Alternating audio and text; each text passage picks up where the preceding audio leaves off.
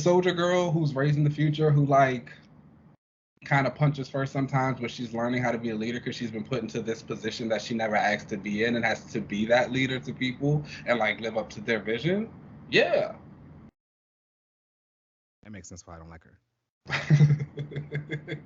I don't know why she's Cora. Cora's a lot more capable than that. Cora. Cora isn't nearly Cora isn't nearly the kind of MacGuffin that Hope Summers is. Well, not in the not.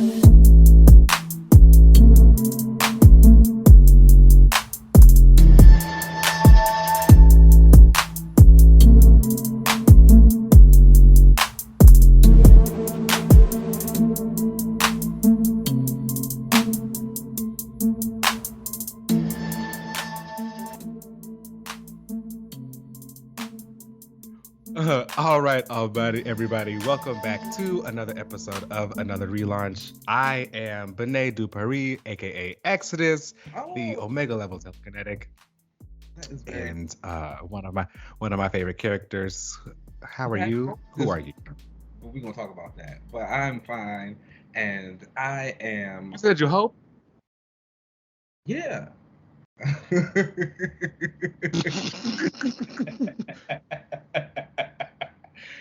I'm gonna be Hope Summers this week. She had a moment. She did. She had something. I'm sure we'll discuss that later, though. We will. How are you? I'm doing excellent. It's finally hot in DC, and the sun is out. It's a little too hot though. It's like 95 degrees outside right now. And so oh my! And it's like for anyone who's never been to the District of Columbia, it gets very humid here. Like DC is a swampland. And so when it gets hot, it gets humid, and it is not fun. So it's like people are like, "Oh, let's go out. Are we going out? Where are we going?" I'm like, I'm not leaving my AC. Okay, that's absolutely necessary. So it's always one extreme. It's either cold and raining or it's very hot. Yeah, the weather here has been kind of gloomy. Like it's been cloudy. It's not like super sunny LA. It's been like 60 degrees all week. It's not been cute. So I'm hoping like soon, maybe after this next holiday, it'll be like, bright and sunny and stuff. I'm ready to hit the streets. I will say I am ready to hit the streets. So it's like, my birthday's coming up, so I'm gonna be outside for that at least. I mean, you just got those hoochie daddy shorts you told us about last week. Yeah, I'm sure it's that weather is hidden, so now you can let the people see. I bought some more, and they're like really cute. There was one pair I was kind of worried about. I was like, I don't know, these might be a little too tight, but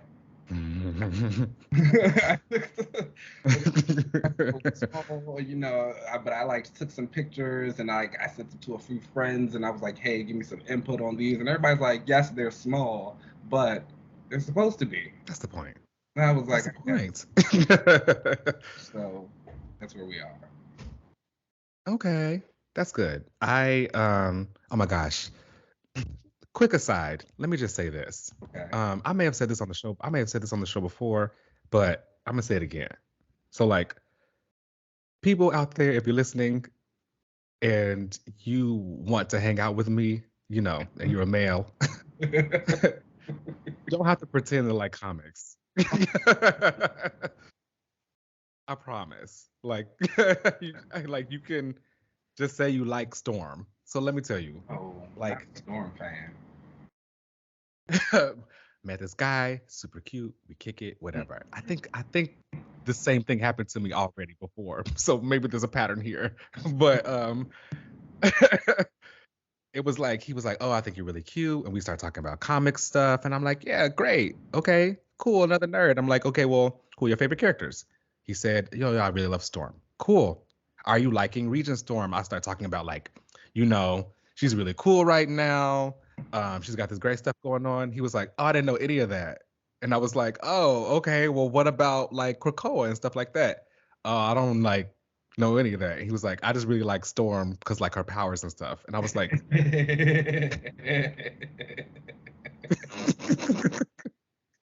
"Yes, her powers are cool, but you didn't have to do all of that. Like, you could have just said that from the beginning." You just be like, "No, but I like Storm because of her powers." So I think, yeah. Oh, I'm sorry. Well, I mean, you kind of dodged the bullet. A lot of Storm fans are crazy. You know, that's what I heard. It's what. But you know who's worse, a Gene fan. That's something. What happened to fun? No, What happened to fun?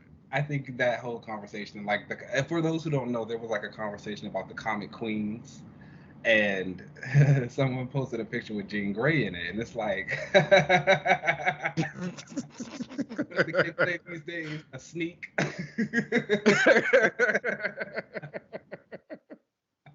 It was a bit of a sneak, yes. And it was like, oh, who were the top three? Mm-hmm. Wonder Woman, Storm, and Jean, and one of them just not fitting with the other ones. Yeah. She don't.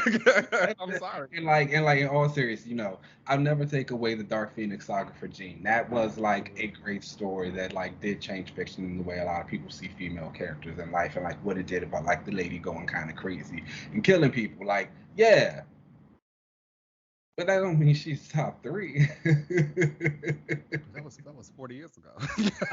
Hey. A lot of girls do a lot of things in that amount of time. Yeah. And like I said, like DC characters, in my opinion, just like they have like solo titans. Like their characters are just it just is what it is, and that's okay. I'm not even like a Harley Quinn stan like that, but like, I don't even like Harley. You gotta give it to her. Like, I don't ever like, I've never read like the girls' books are terrible. They're bad. They sell though. Her books are like much. They sell very well. But like anytime I've ever read a book myself, I didn't enjoy it, and then I always hear other people talking about how they don't enjoy it, and so I'm just like, how? But I'm always like, how is it keeps like being a top seller every month though? What they call it? DC's fourth pillar. That's what they call her. And then Margot Robbie really just took it out there because I mean, you got the queen. I'm sorry, she won. Harley really won. That was some good casting. That was very great casting. That really like cemented her with that fourth pillar status. To be honest, like Harley. And it like made it so that you think that Harley's hot. Okay, so we're gonna go ahead and get straight into the updates of the week. And first up, Marvel Comics is losing the rights to Conan. Not necessarily losing, they're kind of letting it lapse. So people didn't know, Conan the Barbarian. He is the guy with the sword from the ancient times. He is actually owned by a publishing company called Heroic Signatures, and currently Marvel they had licensed the rights to use him in their comics, but now they are letting the license go back to Heroic Signatures. Now, what I find interesting about this is just this past week, Savage Avengers came out, and he's like the main character. So I'm going to be interested to see how they kind of write him out of this or kind of move him away from this Avengers team and from Marvel itself. Because they will no longer be able to use him. I know for a while there were some older Avengers books that they were trying to get up on Marvel Unlimited, but because Conan was in them, they couldn't post them and upload them because of the rights and stuff. So what I found interesting about this was there's a lot of comic book characters who have deals like this where they're actually owned by a specific publishing company, usually the creator. And then they're being licensed out to other characters. Actually a lot of DC characters in the beginning were being licensed by DC until they eventually bought them and put them over, Billy Batson, Shazam, and all that kind of stuff. Like there were characters who they ended up buying. So it'll be interesting to see what they do with Conan after this. If they end up replacing him or try to buy something else. Say that again. I said, I don't think I've ever read a story with him. Conan? Me neither. That's not my vibe. But I know that he also sells very well. I think all of the Marvel books that he's been in, I kind of have avoided because he's in them. So I'm like, I don't want to read about Conan. Can't we replace him with Khazar? Uh, I don't know, the same thing. I like him. He used to help See? the X-Men. He was cool. Yeah, every time I go to the Savage Land, you gotta He pops up with his bring up little. Kazar. And his lion, Shiva, I may have made that name up. I don't know if that's right. Isn't that his girlfriend's name?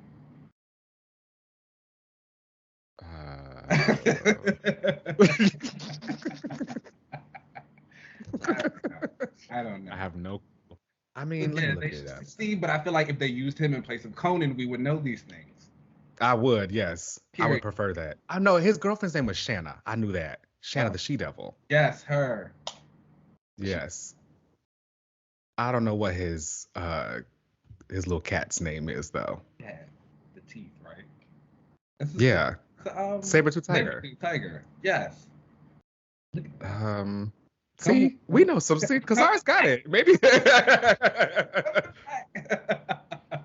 Zabu.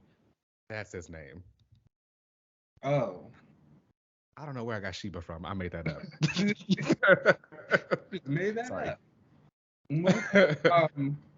Well, so who's going to make Conan comics now? Now they will be going to the publisher, back to the publisher, Hero Publishing, and they're going to do their own comics, I guess. They probably just, instead of licensing him out, I think the publisher is just going to create their own, like, Conan comics. Okay. They probably just saw, he sells over at Marvel. We might as well just take him back. Do it ourselves. Take him back. If you're a Conan fan, let us know how you feel about it. Let us know if you're gonna, and if you like Conan in any of the Marvel books, if you'd recommend them. Yeah, let us know, especially Savage Avengers. Like, I don't really know what's happening over there, but I know Spectrum was in that for a while, I think, and I think Wiccan. No, you're thinking of Strike Force. Oh. No. Savage Avengers is Static and Dr. Voodoo, and Wolverine was in it for a bit. I think Elektra was in it. Or no, she was in like a previous version, maybe. She's in this new one, I think, with Dagger, Cloak and Dagger. Yeah. So, yeah. Okay, we'll see. So this past week they had put out the Eisner Award nominations. And for those who don't know, the Eisners are like, the Grammys of comic books or the Oscars of comic books. And I want to go over some of the nominations. I won't go through all of them because this is a pretty long list. But of course, like anything else, when we talk about these stuff, there's a link that I can provide. Check below and it's there. So there was the best single, issue, or one shot, which must be able to stand alone. And the nominees were Marvel Voices, Identity Number 1, Mouse Guard, The Owlin Caregiver and Other Tales, Nightwing 87, Wolven Daughter, and Wonder Woman Hysteria, The Amazons. Come on, Amazons. That's what I'm talking about. That is a pretty stacked list. And shout out to Marvel Voices. I think that it's really great that those like kind of very specific stories are being like recognized. Yeah, that was a good one to have on there. I want the Amazons to win. They've got my back. You always want the Amazons to win. What can I say? Okay, for best continuing series, we have Bitterroot, The Department of Truth, Immortal Hulk, Nightwing, and Something is Killing the Children. Ooh, that's a stacked category right there. Bitterroot, if you've never read Bitterroot, guys, like, please go and read it. It's a really great story from Dave Walker and like Sanford Green. It deals with like a time traveling, well, they're not necessarily time traveling, but this family who like fights demons, supernatural horror kind of crime stuff, investigative. It's really good, amazing art. It has like its whole mythology and history that it's created in this vast world. It's supposed to be a TV series, I believe, that's going to be produced by Regina King. So, oh yes, that one thing. But also having Immortal Hulk in there is like, wow, what a moment. Yeah, it's like tough. Stacked cast. And then I personally haven't read There's Something Killing the Children, but I've heard nothing but fantastic things about it. Yeah. For best limited series, we have Beta Ray Bill, The Good Asian, Hocus Pocus, The Many Deaths of Layla Starr, Mm. Stray Dogs, and Supergirl Woman of Tomorrow. Mm. You know, for people to claim they don't like Tom King, he be doing the damn thing. He does. I mean, I didn't mind Tom King. I liked his Batman. I didn't read and it. I see he's still getting nominated for stuff. It was pretty good. I love that they nominated The Many Deaths of Layla Starr. Yeah. Shout out to that book. I really enjoyed it. It was such an interesting story, and I wanted more of it. Honestly, like I wanted it to keep going. Yeah. Let's see. Beta Ray Bill and Layla Starr. Has there ever been a tie in the Eisner? I actually think there has been before. We might have to do it again because and Beta Ray Bill both deserve. I'm sorry. Yeah, I think that I didn't read Beta Ray Bill, but I do remember I remember there being a lot of people on my timeline talking about how good it was and that just how. What a book! What a book! I need a sequel. Yeah. Now we have Best Writer nominations, and they are Ed Brubaker, King, Kelly Sue DeConnick, Felipe Melo, Ram V, and James Tinian. Tinian? I apologize if I said that wrong.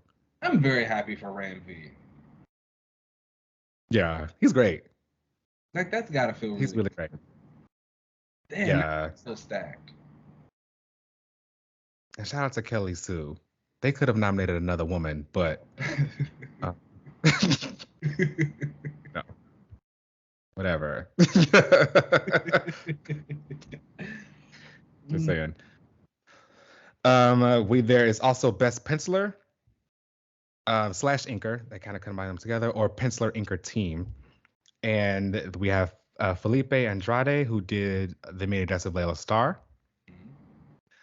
Phil Jimenez for the Wonder Woman Historia. Bruno Redondo and Nightwing. Isad Ribic for Eternals. And P. Craig Russell for Norse Mythology. That's also a pretty stacked nominees, and I know Bruno Redondo is like one of my favorites, so like I do think he's great. But also Phil and that Wonder Woman Historia issue was like, yeah, that was pretty iconic. It was like so stylistic and like exactly. I don't know. Yeah, it's pretty good. Four-way tie. I don't know. There were some good comics that shout out to the comic book creators because they've been doing the damn thing sometimes. Like these, they have, and when they're good, they are like really, really, really good, talented people. And going back through these nominations is really reminding just how talented a lot of these people are.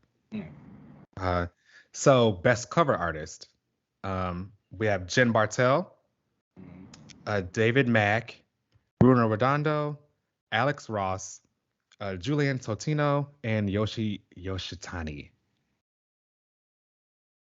Also a great stacked list. Jen Bartel, she's been doing the She-Hulk stuff right now. David Mack he did Norse Mythology at Dark Horse. Bruno Redondo, Nightwing. Alex Ross, everyone knows his painted styles for the Black Panther, Captain America, Iron Man books. Julian Totino did Just Beyond and Monstrosity at Boom. And the Yoshi Yoshitani did I Am Not Starfire. I think that's the book about when like a Starfire had a random daughter, I think. I'm not sure, but I do know I remember the covers for the series. Oh, that's weird. Was it her kid with Nightwing? Yeah, it was like, no, not that one that everybody like is obsessed on the internet. This was like some other girl. It was like an Elseworld story. Oh, are you not Mari Grayson? Yes. She's hot. I love that the internet has like created a whole like thing for her. She's the doll. She definitely needs to be made canon, for sure. Mari.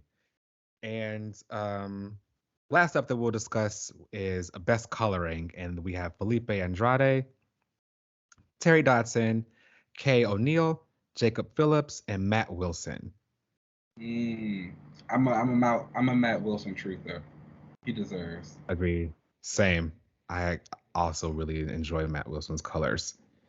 And Felipe Andrade and Anise Amaro, they did The Minute They Saw Layla Star, and I thought those colors were also really great. So check out the winners for the Eisner Awards come out during Comic-Con during the summer. So check back later when we'll probably discuss who won the Eisners. Yes. Now, there were also some solicits that came out this past week. We got some Marvel solicits, and there's a lot of Judgment Day coming in August. There is. A lot of Judgment Day. How do you feel about like crossovers that have that many extra titles that come with them? I think back in the day, I would have been a little bit more inclined to read it all and like make sure I'm buying everything and like getting it and keeping up with it and like kind of being able to have the conversation.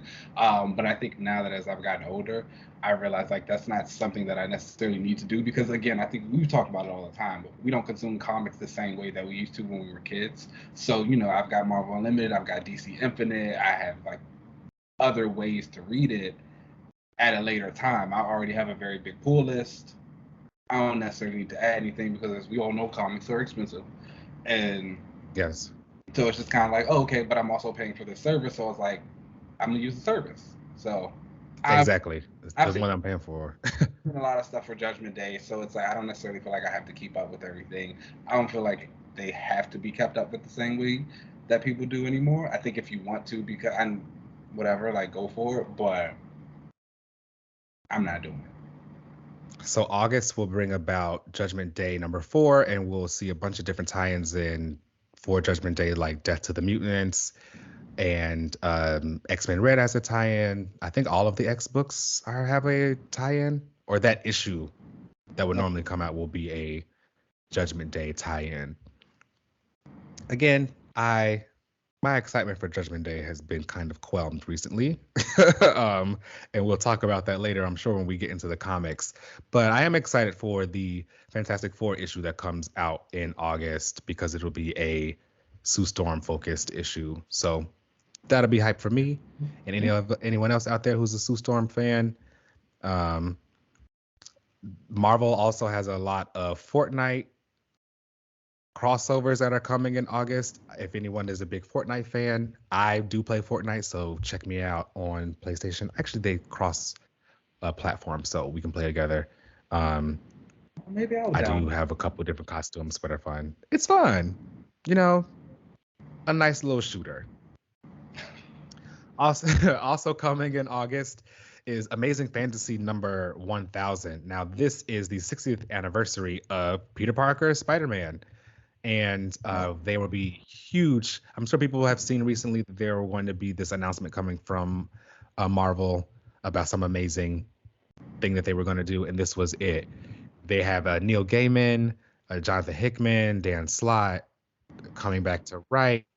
Rainbow Rowell will also have some writing in it, and Jim Chong, Olivia Coipel, Michael Cho doing some different variant covers. This is going to be a pretty big rollout for, arguably the most popular superhero in the world. See, that's true. I got to figure out how to get my girl around him. Which one? Lorna. Oh. Maybe she could become an amazing friend. Yes. It's how you blow up. Lorna and Spider-Man. I can see it. That wouldn't work. You wouldn't even like it. She would be in the streets. So it's Spider-Man. My God, that would catapult her. It would. I was looking back at some of her older stuff when she was with X Factor back in the 90s, and that team was everywhere. And that made me realize that's why I think her X Factor days are known well, because like X Factor used to pop up in Incredible Hulk and Captain America. They also had a crossover with Spider-Man. So like, you miss if it. you get around those, maybe. Maybe. So we also have some other X books that are not tying into the Judgment Day, and then we have Exterminators #2 coming out by Leah Williams and Carlos Gomez, and it looks as though Wolverine Laura will be on this team, which makes me wonder, will she be leaving the X-Men?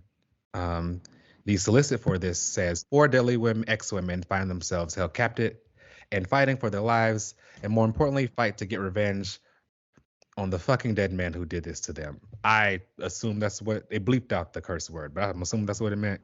And I'm assuming if Laura is on this team, that she's probably not going to be on the X-Men unless they, give her the Wolverine treatment where Wolverine could be anywhere.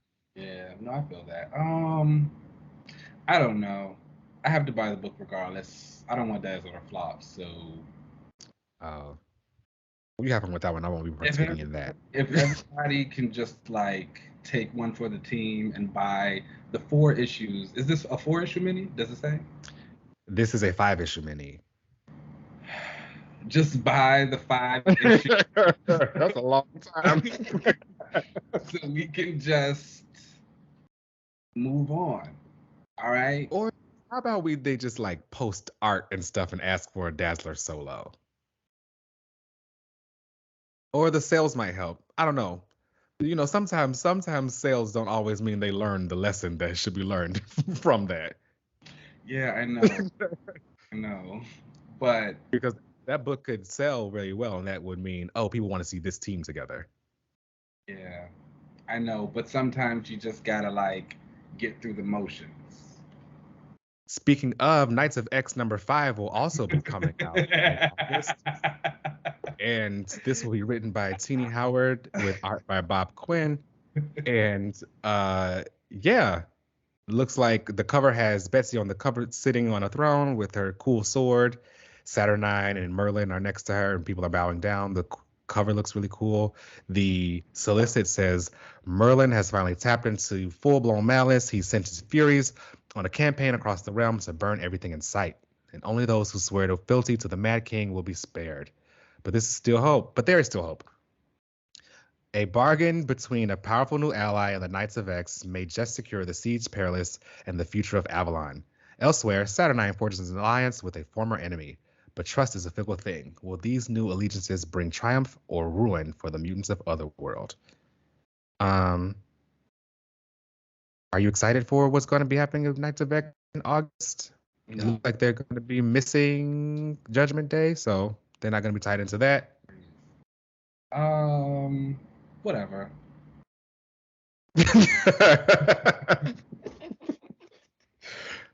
Okay.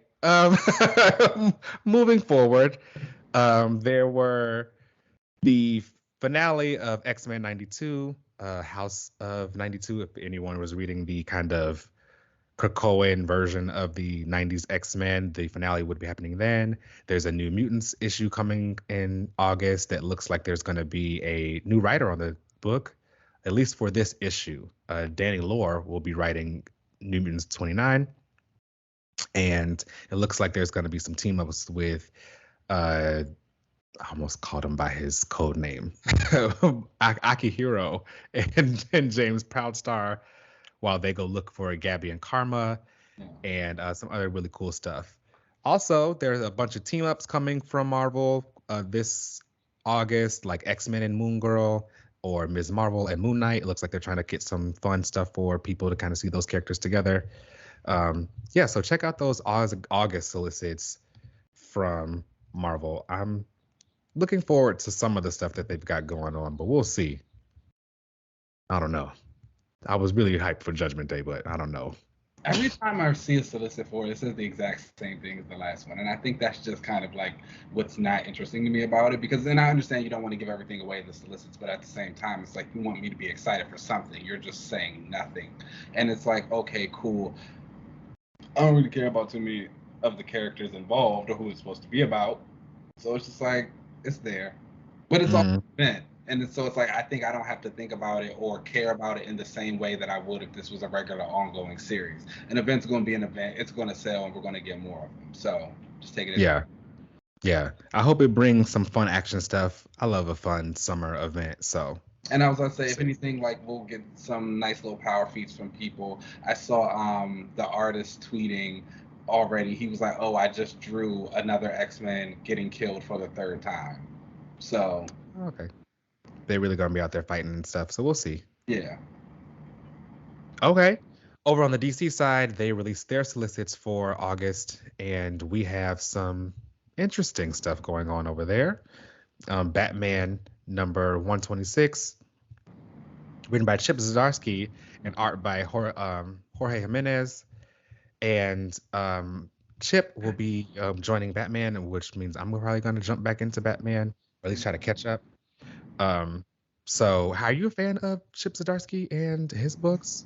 Oh yeah, I love Chip. Chip, so like the first thing that I ever read from Chip was this indie comic that used to come out like years ago. It was called Captara, and I thought it was like one of the most interesting books that I had ever read in my entire life. And so I was like instantly a fan. And then I think from ever since then, anything I've read from him, I enjoyed. The only thing I didn't like from him was that X-Men Fantastic Four crossover. I did not like that either. That was the only thing I didn't like from him either. I didn't care for that, but anything else I've ever read from him, he is like one of the only people who I've been like, I might subscribe to his Substack because he did a sequel to the Captara series on that, and like I've actually seen him post like pictures and panels of it saying like, oh, this is the Captara stuff. Okay, well yeah, I'm also a fan of his. I used to read some of his indie stuff like Sex Criminals back in the day. And obviously I was into his Daredevil, so I'm definitely going to check out his Batman. We also have Detective Comics 1063 coming, which is going to be written by Ram V and art by Rafael Albuquerque. I think I pronounced it right. Apologies if I didn't. And yeah, it looks like the Bat books are getting a shakeup as far as the writers go. And I'm sorry. You could say what you want to, but Batman sells. So like, that's just where the people are gonna go when they want to write something. Yeah, I don't know what else to say for it. I don't read too many of the Bat books, so it doesn't really affect me. Right. I don't know. I'll be checking those out. Coming August. Like for the last few Batman runs that I've been hearing about, people seem to enjoy them. They've been great. Yeah. I don't know. Do they feel like the shakeup is a bad thing? No, I think people just, when you see these like really great writers coming on announcing that they're going to be doing something at DC, people are wondering, oh, well, what book is it going to be? Instead of just assuming it's always going to be a Batman book, you know? So if you see someone announce like, oh yeah, Chip Zdarsky is coming over to DC, and then people would wonder. Right. Just doing a Batman book. I guess I can understand that. But I mean, I think I remember some stuff like that happened when Rampy announced that he was going to be doing Detective Comics. And like everybody was like, oh my God, it's another Batman book, blah, blah, blah. And Ram was just like, I'm going to write what I want to write. And and so I think it's going to be a thing where, yes, we'd all love for like writers to write our favorite characters sometimes. But the truth of the matter is they just don't want to Sometimes they really just don't want to. We have Dark Crisis continuing in August. Dark Crisis number 3 will be out then. I believe it's a 5-issue mini or a 6-issue mini. Oh, sorry, no, it's a 7-issue. Miniseries. You know how we were just talking about Mari Grayson? Yeah. They should bring her in for Dark Crisis. Now that'd be kind of hot. Right? But just from another universe or something? Well, yeah. Yeah. See, they're like half of those, isn't it? Yeah, you could just, yeah. Everybody is, basically. Oh my gosh, can you imagine her and Yara on the page together? That would eat. That would kind of eat. Mari is kind of cool. I just always find it so interesting that like the internet has decided that this character is existing. They just do it. I love it. People who don't know, there's this storyline in DC Comics. There's this universe, the Kingdom Come storyline, And in it, Nightwing and Starfire have a daughter named Mari Grayson, and she goes by the name Nightstar. She has like, she's orange, she's got the green eyes, but she's got like this long black hair. She shoots her Starboy. She's got on this cute purple costume. She's a hot doll. Go Google some pictures of her if you've never seen her before. But like, then also go Google some pictures of Yara if you've never seen her before. Yara Flora Wonder Girl. Just imagine those two together. That's a team up. That's a team up. You know what? Do you think that's something that has to happen with the Titans? Like, do they need not necessarily children, but like, do they need to have little proteges or like, you know? I mean, yeah. I no. I just really want the Titans brand to be fixed, you know? No, you know, and I'm a Titans guy, but they're cursed. It is. Yeah, I don't know what to do about them. I don't necessarily think you have to give them proteges, but I do think you have to kind of really start showing that they are adults and they've grown up. I think again, that whole thing, once you've been like the sidekick character, is that people will always kind of look at you in that regard, especially when your predecessor is still alive and kicking. But now we've got to this point where they're gone, and the people who are after you are actually going to be the ones taking up those roles because you don't fit that mold anymore. So it's like, okay, well, if they don't fit the mold, what do they fit now? They can be those people who like have the kids and do the superhero stuff and like, I don't know, just be another type of team, but you got to make it stick. I think the thing with the Titans brand is that like Young Justice has kind of taken the spot as the young team. So you can't keep putting the Teen Titans back together. You got to have the Titans. Yeah. You got to make the Titans stick. And like, what does the Titans represent now as these new adult heroes? It feels like DC doesn't really have those like teams anymore. You know, like they could easily have a Justice League and a JSA and a Titans, and those are like corners for the characters to kind of go to. But those like don't really seem carved out right now. It's like all Justice League. Everybody on Justice League. Yeah, that's true. Everybody's on Justice League. And the thing is, I think the ones who were the teens, they're kind of like a little bit older now. And so again, you kind of look at them, they're like in their early 20s-ish. But I think they're rebuilding it, especially in the Robin series.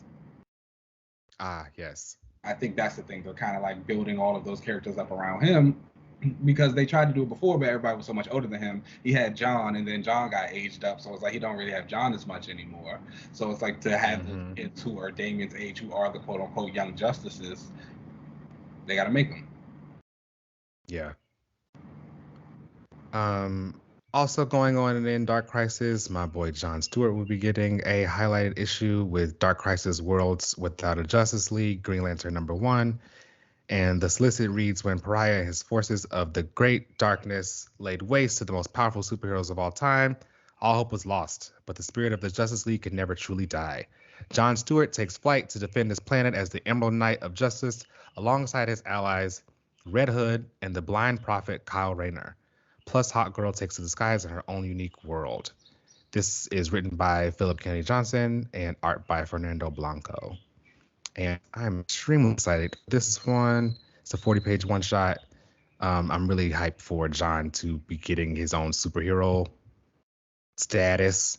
And I really hope that this sticks post Death of the Justice League. Because obviously we all know they're going to come back, right? But I hope they don't bring him back and say, oh, yay, Jon, you are the Green Lantern. Here go your ring again. And he's back to that. I really hope that he's able to continue to be a superhero on his own.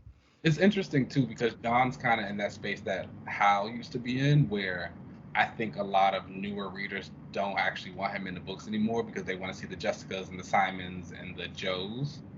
And, that's great. And good. That's good. He don't need to be there anymore. Let's move on. And that's my thing. It's like he doesn't necessarily need to be there anymore. They can all fill that space. And it's like, okay, what else are you going to have him do but be in this like kind of like solo superhero movie? Shout out to DC. giving me what I need. Giving me what I need.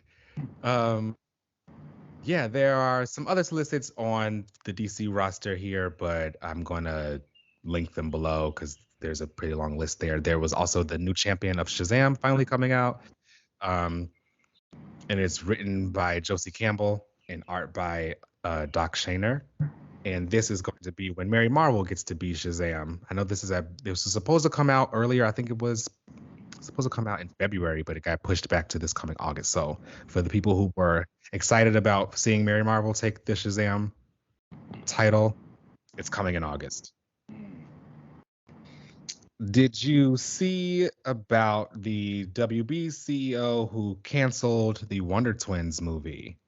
And the Wonder Twins movie was recently announced, and I forget who was going to be the. Oh my God, that's the birds. Can you hear that? I feel like I'm in a Disney movie. I can't sing. I was like, who was in the house? No, it's just loud. So the DC Wonder Twins movie was just recently announced, and it was going to be starring KG Appa and Isabel May, but it was canceled. Now, the reported budget for the movie was going to be $75 million, and supposedly David, I thought so too, but David Zaslav decided to cut it because he does not think that that movie needs to be made in that kind of budget. He thinks that any HBO Max special should be made with under $35 million.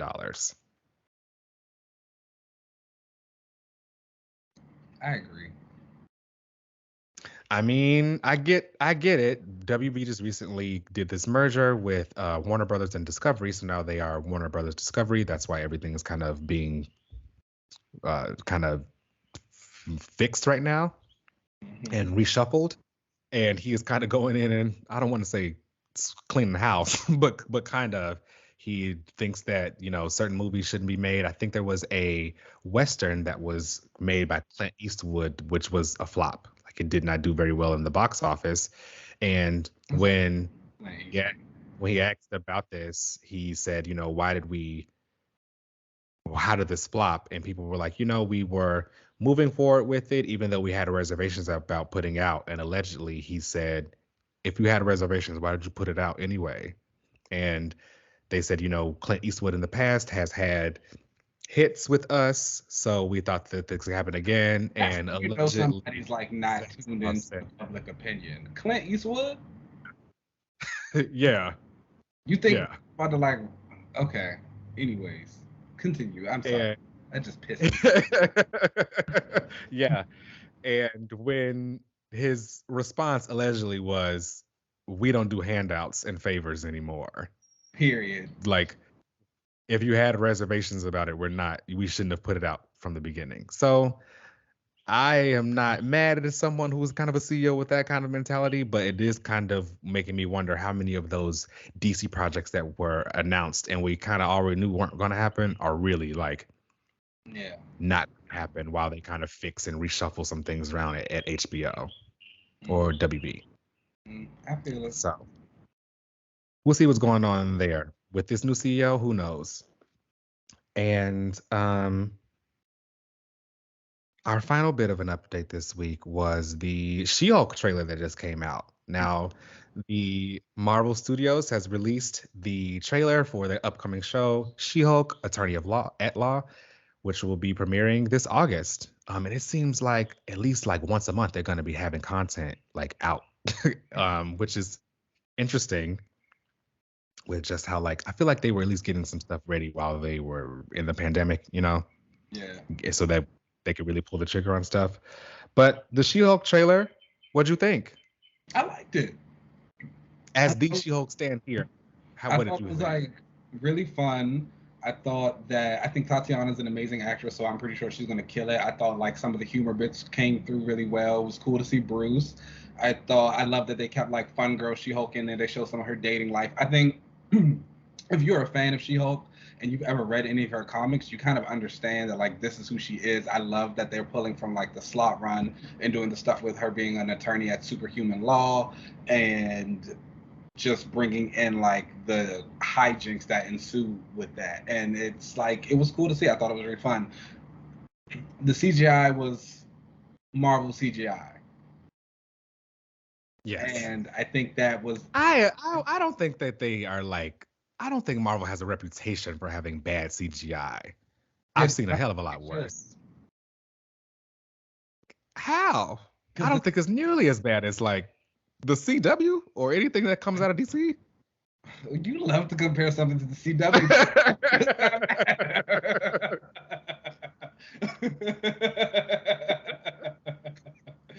I don't know. I think the CW. No, the like CW knows that it's cheap. Okay, like they like pride themselves on that. That is their whole thing. Did you see? They also released like that clip or like that image of their Gotham Knights show.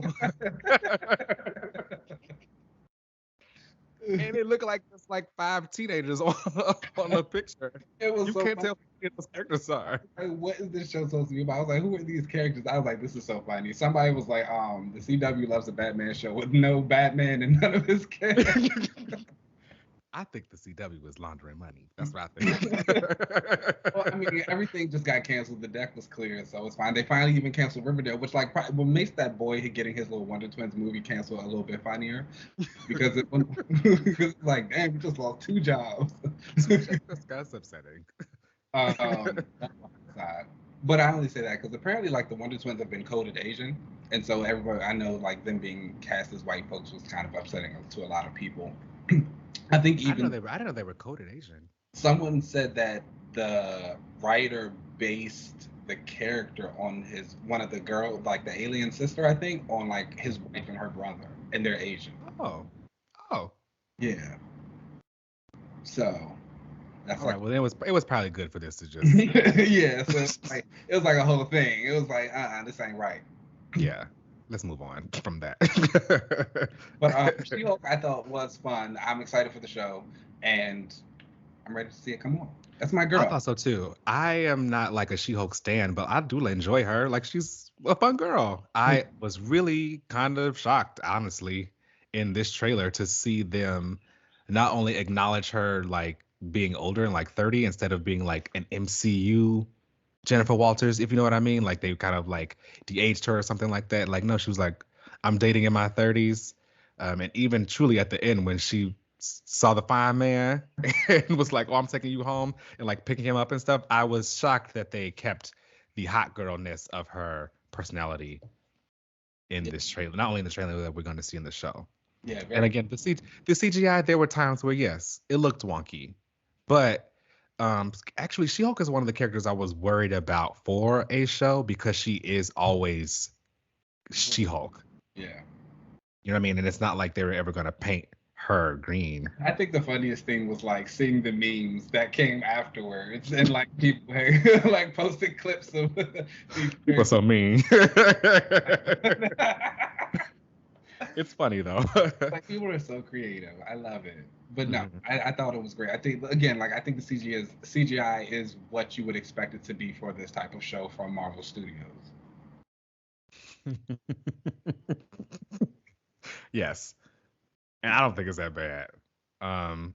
There were definitely a lot of parts where it was wonky, but we'll see. Yeah. I'm excited for it. I'm glad they kept her origin with the blood transfusion and didn't change any of that. So we'll see. Yeah. And those are the updates of the week. Let's go ahead and take a break, and we'll come right back. Cool.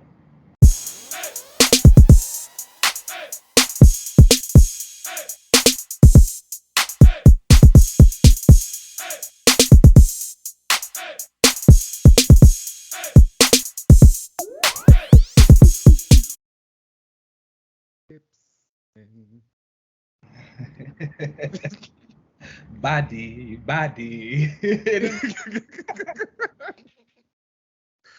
She got me. It's in my head. Like, the drums actually is what gets you. Legs, and you dum dum dum.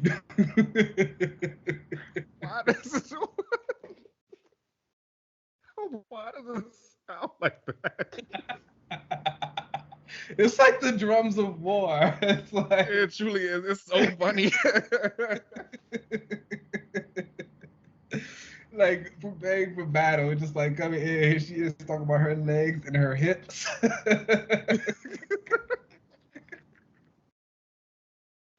And her body. Oh. Anyway, hello everyone, and welcome back for another read. Not another reread because it's the first time we're reading. Let me see how I did that. Ooh, okay, I like that name. Another read. That's cute. But no, so we're gonna start the week. This was actually like a pretty solid comic book week. Actually, I'm looking at this. It was a little up and down. But let's go ahead and get started. It was Eternals number 12, and this is Kieran Gillen and Esad Ribic, and this is the conclusion of this Eternals run before we head off into Judgment Day. And it kind of gives you like all the big things that you expect from the superhero story. The Eternals and the Avengers are fighting, and then they realize that like Thanos has gotten control of the machine and he's about to start going crazy.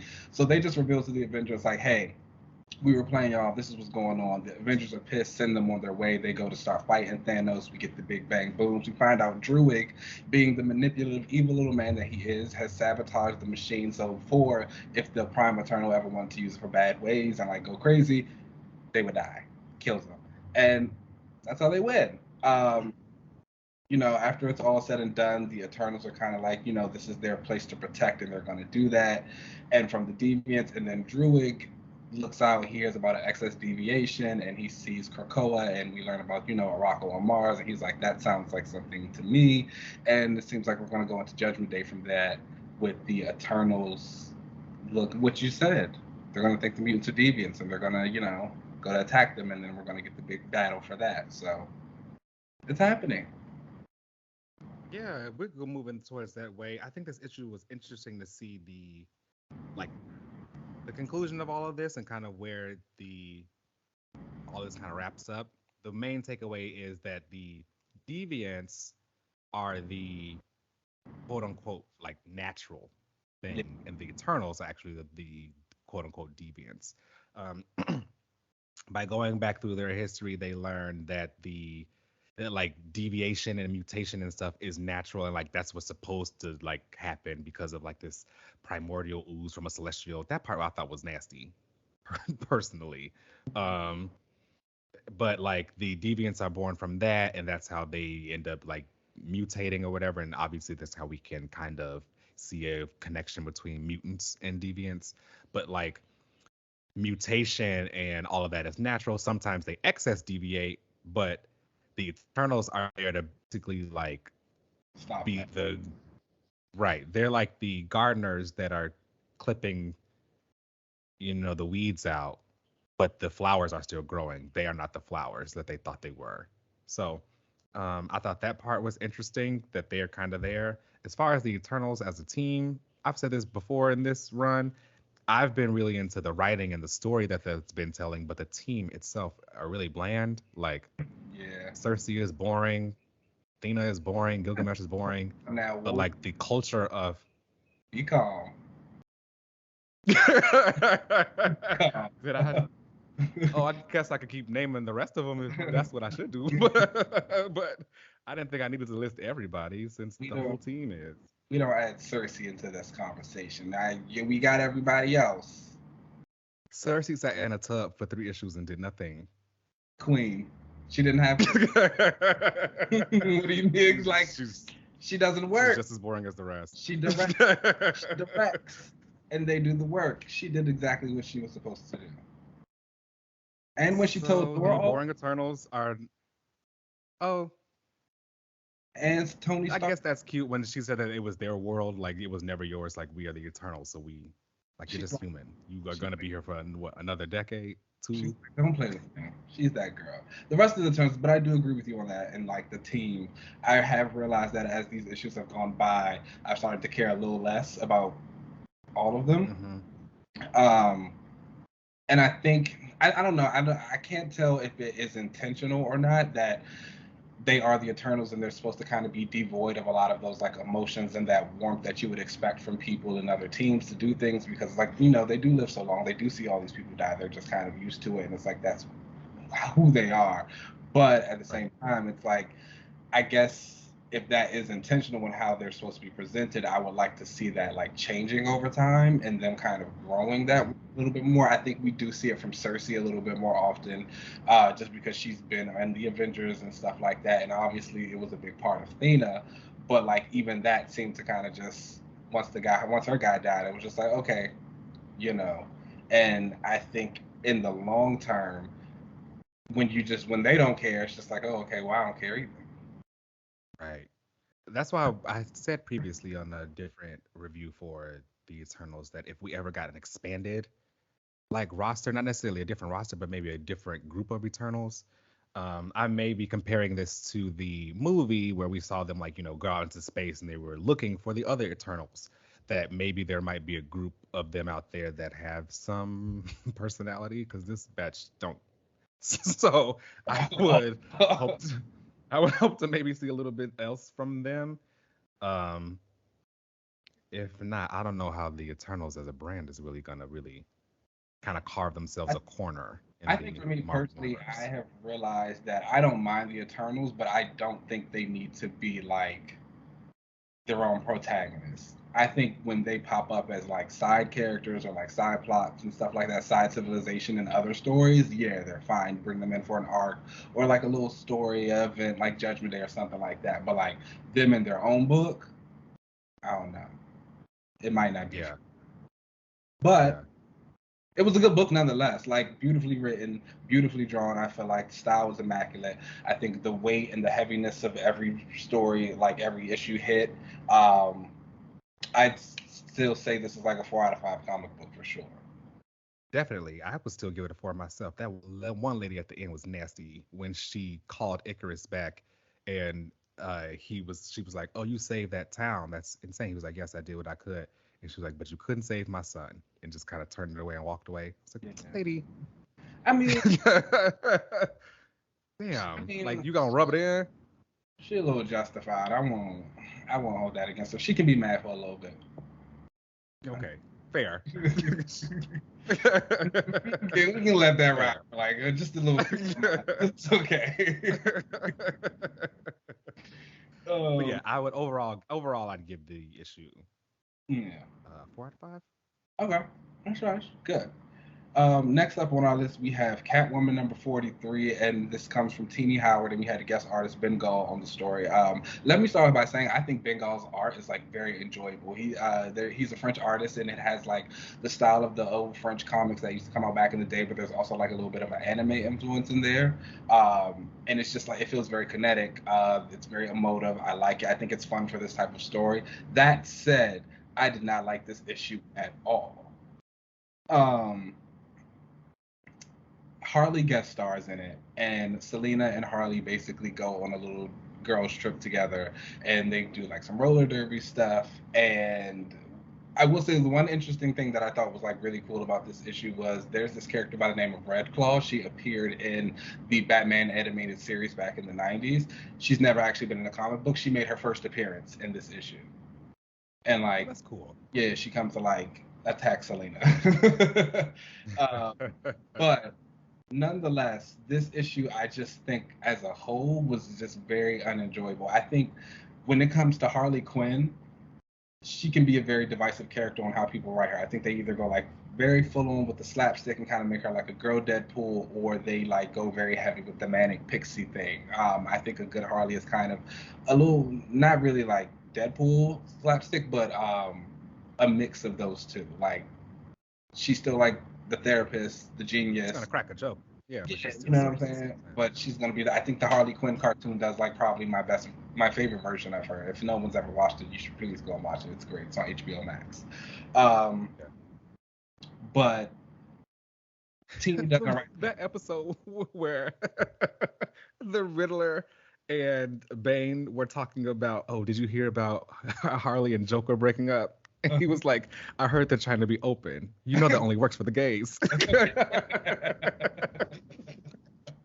It's a funny show. Like the Harley Quinn writers do a really good job with her. Like shout out to them. But like I think Teenie does a Harley that I don't know. Like it's not good. It's almost like she's just a dumb girl. dumb manic pixie, and it's like it doesn't come off across very well. And then I've realized with her Selena talks a lot in this issue, and she doesn't say too much of anything. And I think the thing about Selena, we've seen them. Why are you laughing?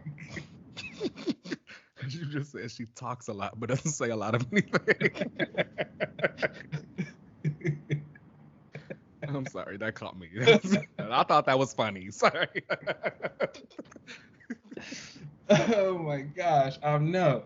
I think like Harley and Selena have like a very solidified relationship. We've seen them together over like multiple series, over lots of years, and here this relationship feels so weird and how they talk to each other. Selena is very like overly emotional with Harley. She's like, "Oh, Harley, you're my best friend, and like, you know, I'm so glad you asked me to come out with you, and I would do anything with you because I just needed to get out of the city anyway, and like I love you so much, and we always have a good time, and you're my girl." And it's just like, she was saying this out loud. Yes. Like, what? That's not Selena. I've read some Selena comics. I haven't read everything, but like that's not really Selena. That's Selena and Harley. Okay, and it feels so. And I don't think it's that she doesn't have that kind of like care for her. I do think that's her friend and love for her. Yeah, but like expressing it that way. It comes off like very juvenile a little bit. I don't know. It's just not. It's not. I didn't like this issue. It's not a good read. The art was like really cool. I thought it fit the tone of the story. I thought it did a really good job at showing like the action and like how Selena moved. They like lay down together, and she talks about how like Harley smells like girl sweat, and it's like, what does that mean?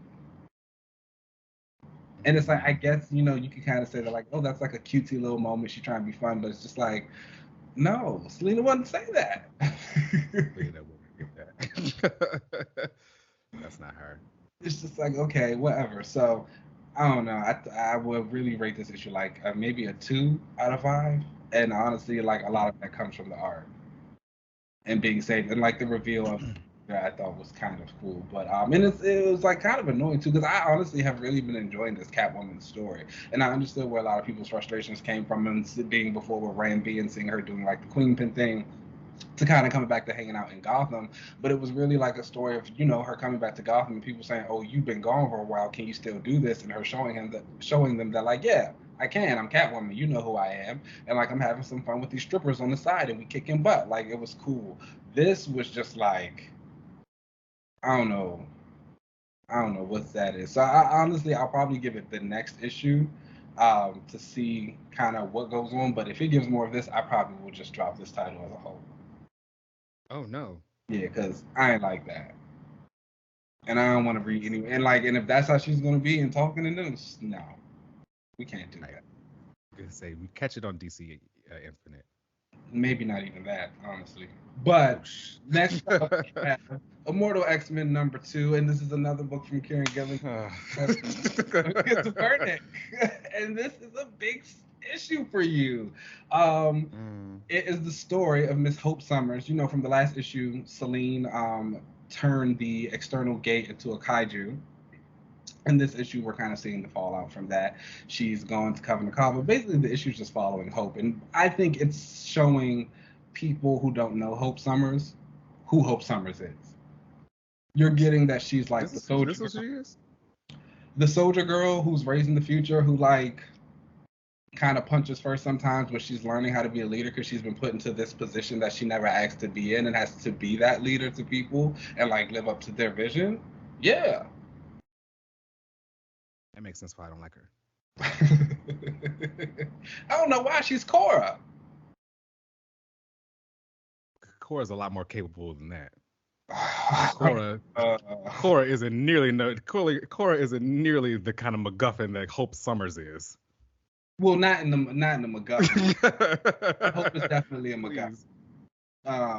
None of her powers make sense. She can do anything and everything. I mean, she's the Messiah. Exodus says so. How unfortunate for me. So this issue was such a departure for Exodus that I was like, oh, I've been bamboozled. I've been played. Because you were like really excited for Exodus in this book. What is it that kind of like took you from that spot to be like, oh, I've been played? The entire thing. every part about Exodus in this was not a continuation of his story. He was being used to prop up Hope. And in my opinion, I don't think any character should be used to prop up another. They should be able to stand on their own and like to tell whatever kind of story. Obviously, I think that they can play off of each other, and you can use other characters to kind of, you know, be involved in a narrative and maybe incite a narrative. But when it's this unnecessary, it comes across as, to me, as like, this was dumb. Like, you didn't have to do any of this. A lot of I've done a panel before on Exodus, and Exodus is like my top 5 favorite character, probably top 3 favorite like mutant X character over there.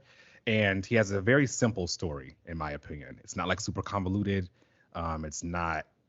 I think it's pretty simple to grasp. When he got his powers, he knew he was different because of his like reddish skin, and he knew that there was this power inside of him. He was a crusader, and he left that because he didn't want to be like told what to do with the church, and he wanted to find this power that he felt was inside of him.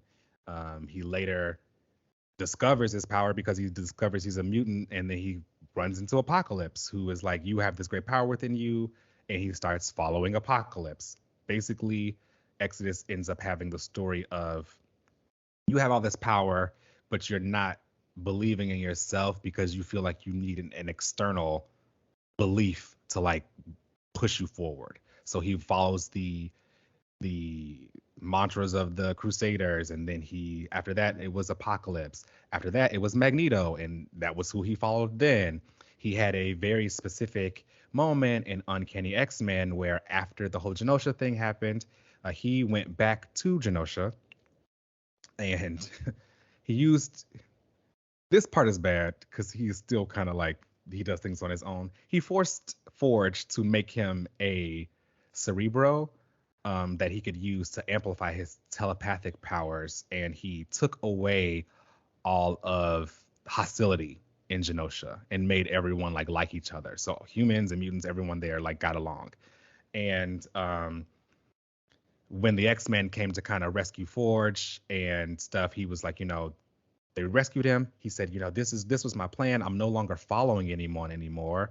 I'm not trying to be Apocalypse. I'm not trying to follow whatever Magneto wants me to do. I'm making my own decisions, and I'm going to see what it's like. Now, at the end of that, people, and he took the hostilities, like gave it back to people, and they went right back to fighting each other and killed these mutants like in front of him. So from then on out, his whole like pro-mutant life and his pro-mutant ideals were his own.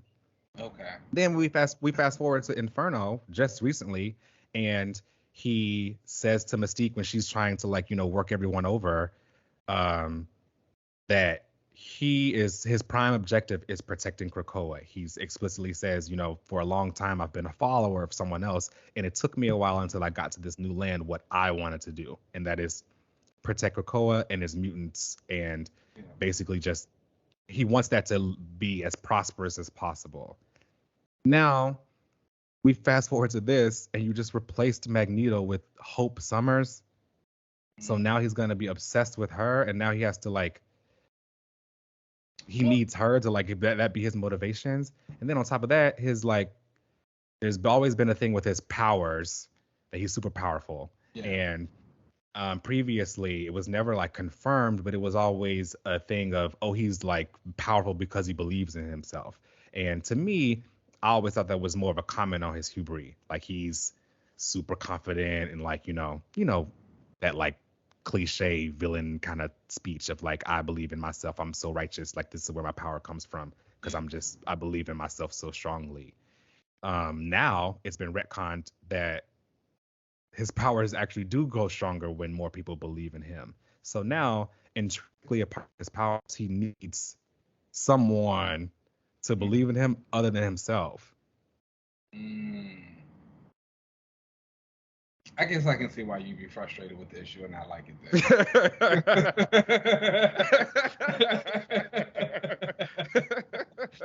So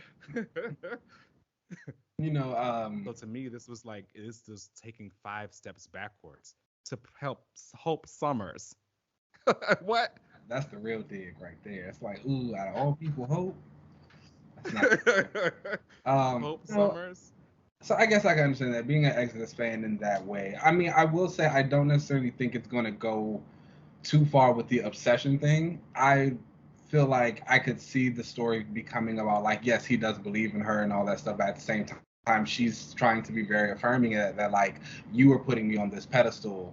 Don't put me there. And I think that's kind of different in the terms in the way that his relationship with the other people like Magneto and Apocalypse had been. It was very much that he was putting them on a pedestal and they gladly stood on it.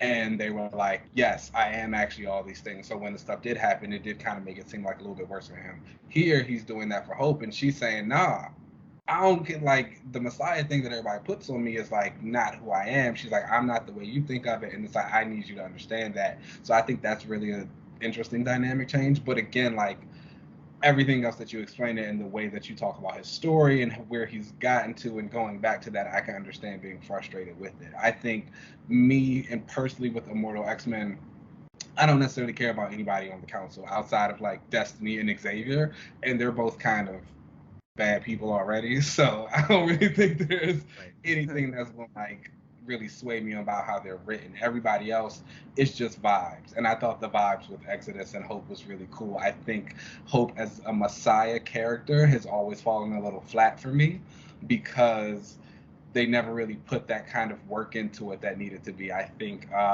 we did a lot of work on her being the soldier and like working with Cable and being hard and being able to fight and being active and all of that. But like there was no one who came at it as like, no, people like are gonna worship you. So I think that's kind of interesting. I personally have always kind of seen Exodus as a religious character also, so it fit for me. I think it would be a little bit more interesting if we got it from like an Exodus point of view and a Nightcrawler point of view to be like, oh no, she's just some girl and she got me killed one time, but whatever. That's unfortunate that like Exodus is stuck in some religious like motif with people. He's not religious at all. He just comes from like the 1400s. Was that the time?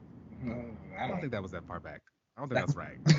but I was like, I don't know. That sounds like a religious time to me. I don't know if that's right. Somebody fact check me on that. But I don't. He himself like isn't really. He like left the Crusaders. That's where he started. I mean, I guess. What would you rate this issue? I think a 1. Oh wow. Okay. I wouldn't go that far. I would maybe give it a 1.5 because I do think some of the art stuff was nice. But again, even the art for me, I do like Lucas Wernick and I do like some of his pinup covers and stuff, but I'm not the biggest fan of his interiors. Like the entire page, the back and forth where Hope was like using Magic's powers to go and kill Selene, and when they got to the after Selene was resurrected and they were like after Exodus like snapped her neck in that moment, no one there had like a face. Yeah. And so yeah, I don't know. I'm not the biggest fan of the interior art, and again, for me, this was such a massive departure from where Exodus was going, and I'm not that interested in the story. It's just a lot of people like I was expecting there to be a lot more not necessarily conniving, because it doesn't necessarily have to be from a malicious place, but I was expecting there to be a lot more clearer like hints at everybody's motivations. It didn't necessarily be completely drawn out like right within these first 2 issues, but like starting to see why everybody is wanting to be on the council and kind of why did everybody even want Hope to be there, or you know start to see some inklings of everything else. But this, we got Sinister using some like mutant hormone to, like make himself into a Hulk, and I don't know. I don't think this series is for me. I don't know. I think, you know me, I've been the biggest one saying that I don't really think there necessarily needs to be a council book. And to be honest, I don't think this has changed my opinion too much. I think I like the council in the aspect of, like you said, kind of the conniving and politics of it all. I want to see them kind of like doing stuff with the people of Krakoa. I want to see them making decisions and things like that. But I also realize that they do a lot of that in other books. So I don't necessarily think I'm going to see too much of that here. And. Mm-hmm. But I am still into like some of the little things that have been said. Like there's a thread with Destiny and Sinister that I'm kind of intrigued by. I would like to see, I feel like we're going to get into the personal lives of the council a little bit more, and that's why we see things like Sinister in his lab and like all that kind of stuff. So we'll see how that plays out too. I would like to know what Xavier does when he's not around, and I don't know. I'll give it at least this like first arc for sure to make any final decisions. I'm not too excited for the Judgment Day tie-in. I think you might want to tap back in for that. I know that's supposed to be an Exodus issue. That's okay. I'll catch you when it's a Marvel Unlimited. Well, all in all, I would give this a 3.5. Well, you want me to read the Exodus issue now? So what? When he is fighting the Eternals, he got to call on Hope so he can be powerful or something? That might be the issue. He doesn't need Hope. Please. I don't know. I'll tell you. Maybe. We'll find out. Maybe if I read it. But no, I would give the issue a 3.5. I do agree with Wernick's pencils. I think he has like very pretty pinup art. I think when he does draw faces, they're like very, very pretty. But I think there's also an emphasis sometimes too much on making it pretty. Like let them get a little angry in the face. Yeah. But whatever. That's there. Maybe 1.5 was mean. I'd give it a 2. Okay, well, we're going to move on to X-Men Red number 2. Before we even get to X-Men Red 2, because that's our last book on the week, I do want to give a shout out to the excellent number 3 that came out and Iron Fist number 3 that also came out this week. They're on my pull list. I have not had a chance to read them, but I enjoyed the first 2 issues of each, so I'm anticipating enjoying the next one. But hopefully those come out. If you're into those, let us know. But yes, X-Men Red number 2, that comes from Al Ewing and Stefano Caselli. And I don't know what. This was a hit. This was a hit. I don't know if anybody like went into this book expecting it to be bad or anything, or just like not expecting it to be good. But it's like an Al Ewing title. We've been doing this for however many episodes. And I've been talking about however many Al Ewing books. You ain't never heard me say nothing bad about him. I have, yes. And you were entitled to that opinion. That was fine. But the man's a hitmaker, and this issue is no different. Mm-hmm. Yeah, he's pretty great. There were some that weren't the best, but like even his those were still pretty good. And this X-Men Red number 2 was fantastic. I think it's so dope that Al Ewing was able to take a like a proofreading error and make it into an arc for Vulcan. And obviously this was a Hickman idea to have Petra and Sway not be real. But originally, I forget which X-Men issue it was, that there was a typo and that made it appear as though they were real. But to circle back on that in this and kind of confirm that no, they weren't. And Vulcan is definitely going through it. I think that's very, very interesting stuff. There is still a continuity error with that like Petra and Sway thing though, because Petra showed up in an issue of New Mutants and she was like training with them. Well, in the what is it called? The data page. The data page. And the data page, Xavier had previously said that he had even like made people think that like Petra was around there because he thought that like, oh, if Vulcan believes that Petra and Sway are real, maybe this will help his like mental state. Skim that line. Which that still don't make sense to me, but whatever. I'm gonna let it rock. It's Al Ewing. He said I even allowed quote unquote Petra to visit Krakoa to teach a class of students in the hope that this might be a way for Vulcan to lose his distrust of the island. Xavier's a nasty man. He nailed on people. Everything. I love him. I don't understand how people don't like him. He made all them people think Petra was there and taught a class of students, but she was not alive. Oh, I definitely did skim that data page. I mean, it was good. Good for him. So yeah, I don't think that's necessarily a continuity area. Again, that just shows Al Ewing being able to kind of like make it all make sense, because we did see Petra teaching those class of students in New Mutants. Because I went back too. I was like, I know I'm not crazy. She was in that issue, but I guess and spoke. And she did. They were like saying her name and everything. I was like, oh look. Yeah. Wow. He's good. Xavier just made everybody think that's what was going on because he was trying to help Gabriel. But as we see in the opening of this issue, that was not the case. Vulcan is not a fan of Charles Xavier, and I mean, how can you blame him? To him, that is a very nasty man. I guess when you think about it, Xavier has kind of been like a bad person in Gabriel's life. Yes. He left that boy on the island. Technically, Cyclops left him. Cyclops came back to come and rescue him, but then after that, he was left on there, and they shot him into space. They were, he thought they were dead. So he was gonna shoot him into space. Can you imagine the debrief after that? It was like, oh, we went to go and rescue those mutants, but they weren't there. There was no debrief. He erased their memories. He was like, these people just so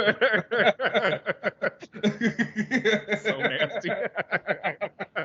What are you talking about? The only person who knew was Moira. And we see what happened there.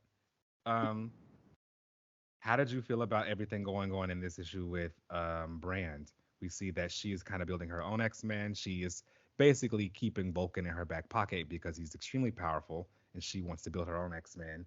Manifold confronts her, which I thought was an interesting and really dope way to have that conversation, because Manifold is indigenous, and having that character be the one talking to Agent Brand, like, hold up, they have their own culture here. If they want an X-Men team, they should be the ones picking their X-Men team. Who are we to come to their place? So I do appreciate that he was the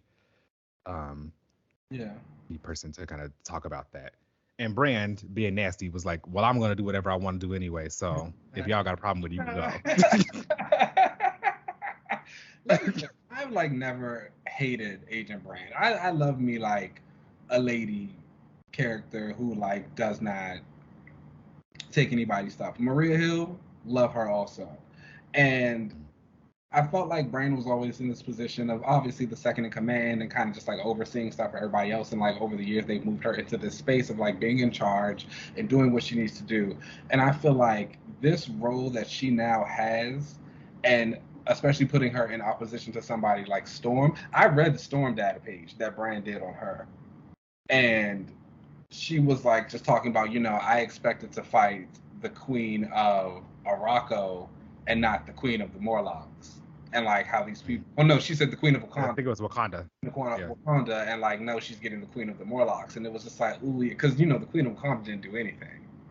She did not. She did not. She stood there and was pretty. No shade. Like, I thought that was like a really interesting bit, and I just like really love those characters like coming together. Like this is one of those like interactions, a feud, if you want to say, that I like would like to see continue for a long time down the road before I think I'll get bored of it. And I really enjoyed everything that went on with her. And Regent Storm coming in with like her little Brotherhood team was also and seeing the people kind of into her Brotherhood team react to them, and like seeing the Fisherman King and how they reacted to him, and like how they made some comments about how he's supposed to be this big guy. He might be one of the secret members of the Night Table, I think it is. Which we could see. He's a cool guy. I like him. And just seeing like those artsy mutants and like them trying to defend themselves, and like the differences in like, again, how you said Brand was coming and saying, these are my X-Men, we're going to save the day, versus Storm and her Brotherhood coming and saying like, hey, can we actually fight with you guys? Because we want to be. Right. And like, it's also cool to see like how much the Iraqi people love Storm now. because they did not like her. I actually really like that too. They did not see it for they did not see it for her at the beginning, but I really appreciate that they were like, oh yes, Aurora's here. Yeah, it was just So like I like that they. I mean, she had been killing them for like a long time. That's all it takes. And like even the way that she kind of comes in and shuts Vulcan down, I thought was really cool and a nice little thing about her. You know, it's one thing about Storm. She's gonna take down the Summers. Okay. She is, yes. And I do think Vulcan has a lesson to learn there. Unfortunately, he has Brand kind of controlling him because he is just a, you know, bazooka ready to be launched. But I do think there's stuff for him to learn as far as where she said, you know, there's no thrones on Arakko. And Vulcan's whole thing has been being an emperor. And I think he is really having a hard time, like obviously as we saw here, where the X-Men team that Brand was building, the field leader I think was going to be Cable, and Vulcan was like, I gotta listen to my nephew. Like that is not sitting right to me. He sees himself as someone who should be in charge. He sees himself as kind of like a Julius Caesar. Also, Cable this issue. you liked him or did not? I said LOL at him. Oh yeah. Also, like were his powers also retconned? Because when he was going against the progenitor in this issue, a progenitor attacks on Arakko, he says that like one of the progenitors like takes his techno-organic virus like from him. They like absorb it basically. And he says that the techno-organic virus was keeping his telekinesis under control because without it, it's like so much power or whatever. I thought it was the opposite, in that the virus wasn't taking over his body because he was telekinetically like stopping it, and that's why he could never use his telekinesis in fights and stuff, and that's why he always used the gun, because he was constantly focusing on keeping that under control. To me, this seems as though it's been kind of like reversed. I don't know. Honestly, I feel like I've read both, but I could just be making that up in my head. I mean, you know, Cable is not really my mix, so I'd be skipping his dialogue. Well, someone let us know what you guys think of Cable, because I was under the impression that he was keeping the virus under control, not the virus was keeping him under control. I mean, because him and this virus, they have like a very long history. One moment he has it, he's not had it, he's had it again. It's a lot. It's probably maybe been when he doesn't have it, he ends up becoming X-Man, and we don't want that. Because I don't know. I just like both of those things sound true. Like I feel like I've heard him. I feel like I've read him say, or like there's been something about him telekinetically doing something to keep the virus at bay. But at the same time, I also feel like I've read something where it was like, no, it's actually like affecting him. I don't know. I've only read that. But yeah, overall, I really like the issue. It looks like they're going to have Vulcan going after Tarn, so that should be fun. Him up. I don't know about all of that. Tarn's gonna tear him up. Tarn is that guy. What do you mean? Tarn took on some Hellions. Let's be calm. I don't think he can take on Vulcan.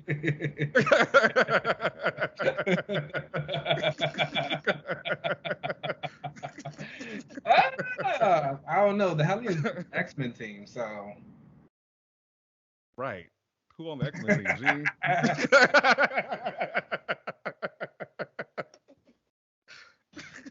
And the Hellions didn't beat the X-Men team. They just kind of like acting rambunctious. Who on the Hellions is actually a threat? They roughed Empath.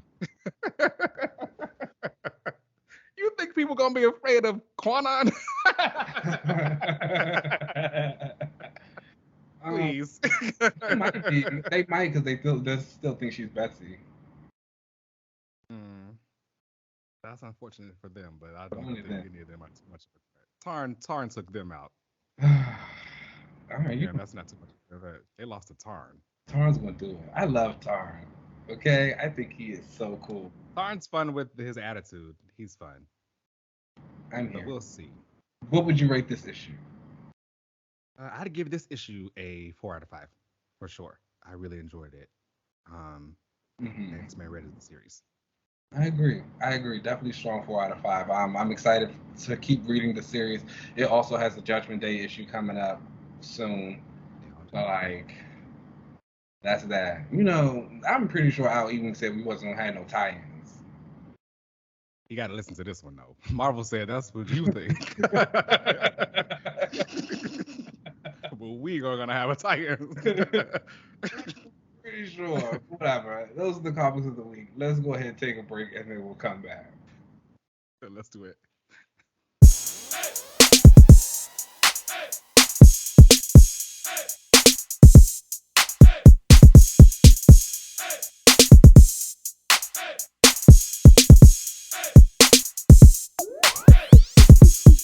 I was just about to say, I'm sorry your date with the Storm fan didn't go well.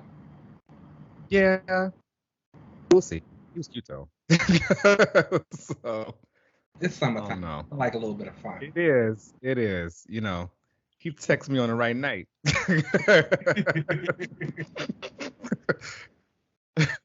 All of a sudden, that's not that big a problem.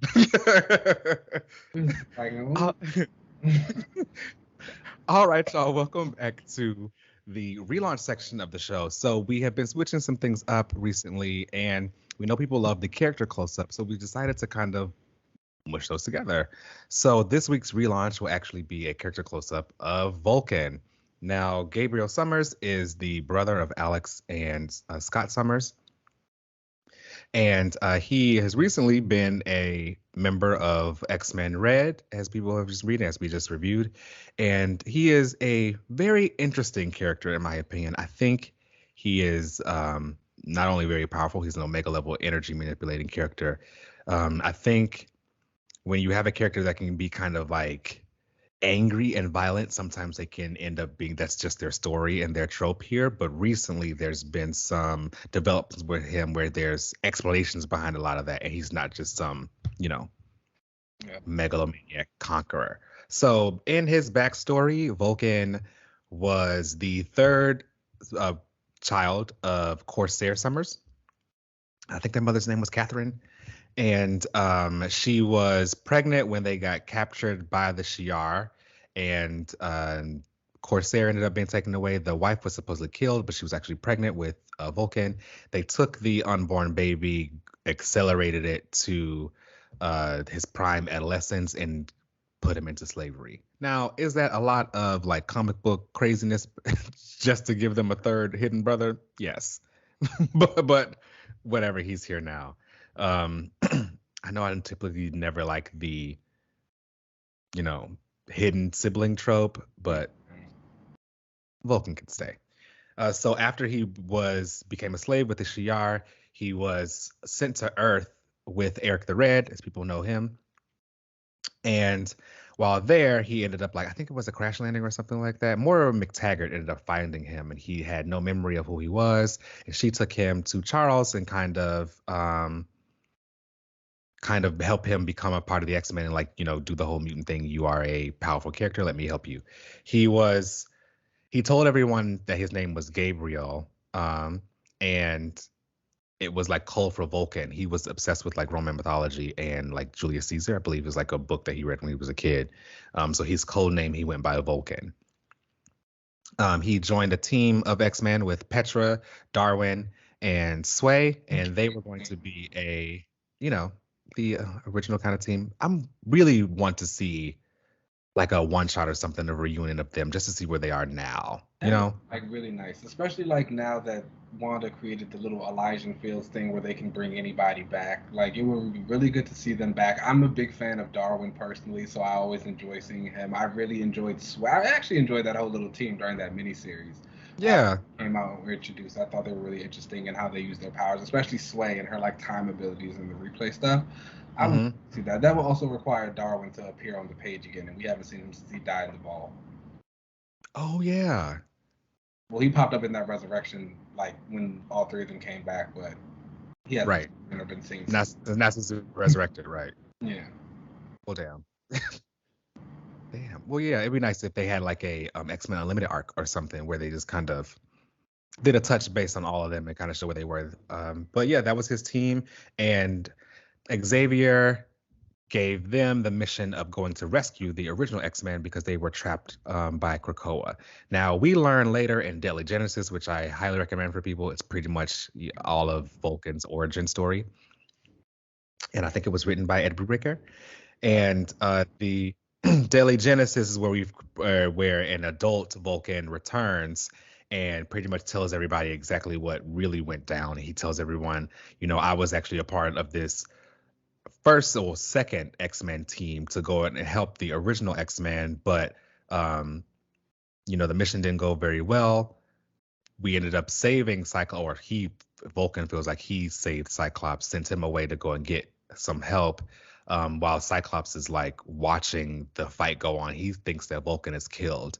And by the time he gets back to Xavier like wiped his mind and just told Cyclops that he was the only survivor and that they like sent the other team. That's how we get Storm and Banshee and Wolverine and the rest of them who came, and Lorna who came to join them.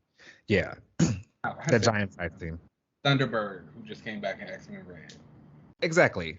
That entire squad goes over there, and they end up being the ones to kind of rescue him. But at the same time, Vulcan was actually still there on that island fighting Krakoa. He survived by absorbing all of the energy from his teammates, and I think mostly Darwin was able to kind of help him survive. And once Lorna threw Krakoa into space, he was still like attached to Krakoa, so he was just thrown up there into space. And after M-Day, when all that energy from Wanda saying no more mutants happened, he was like awakened somehow, and that brought him back to Earth, and he wanted revenge. You know what's interesting? One of the things that I did really like about that storyline and like how they kind of brought him back was I love the way that he used all of their powers in conjunction with themselves when Krakoa was trying to kill them. And it was like, obviously Sway died first. She got cut in half, but it was like she did like a big burst of her power, so it slowed down the time near them. So even though they were being like burned, they were still enough so Petra could like have the earth swallow them up, but then they were like, it was kind of death now that I think about it. Very gruesome. Yeah. Very. But it was like a conjunction of all of their powers working along, because Darwin was the evolution guy, so his powers like instinctively kind of kicked in to help him. And then you had Vulcan over there who had the energy, and he was you getting some of that in, and it was just like, that's a mutant circuit right there. I mean, it was, but they were dying. But yeah, but they were working. I really like that team. They need to come back. Yeah, they were cool. I think that they could probably do something now. I'm not sure if they could fit as a squad now, if that makes sense. You know how like the New Mutants sit together? I think that they should all just be separate. Darwin's been through too much. I think Petra and Sway will be at a place of like, I don't know anything. I got to figure out. Right. Yeah. But it would be cool if they're like at some point when they've gotten a little bit of story under them, then we get that reunion. You know how they always bring the 05 back together. Right. We can get them back together. Yeah. So he comes back to Earth, pretty much lays waste to everybody. He wants Xavier to tell everybody the truth, but Xavier lost his powers after M-Day, so he forces Rachel Gray to link everybody up and tells the truth. Now everybody's been revealed. People realize that Xavier is a nasty man, and he does what's nasty. They right. So once they link everybody up and Vulcan learns that his mother was killed by Decan, he pretty much goes into a rage and just flies into space. And he's like, I got business I need to go and take care of. This ends up setting the X-Men, or at least Xavier, Lorna, I think it was Rachel, and Havoc. He kind of recruits all of them. And I think a couple of the Starjammers to kind of go after him. That's where you get the rise and fall of the Shi'ar Empire. Great, fantastic arc. I do recommend that to people. It's Uncanny X-Men, I think, for like 83, around that. Yeah, so they go and pretty much go and try to stop him. They do not succeed because Vulcan pretty much becomes the new emperor of the Shi'ar. He ends up getting with Deathbird, and they ended up becoming like a weird kind of couple.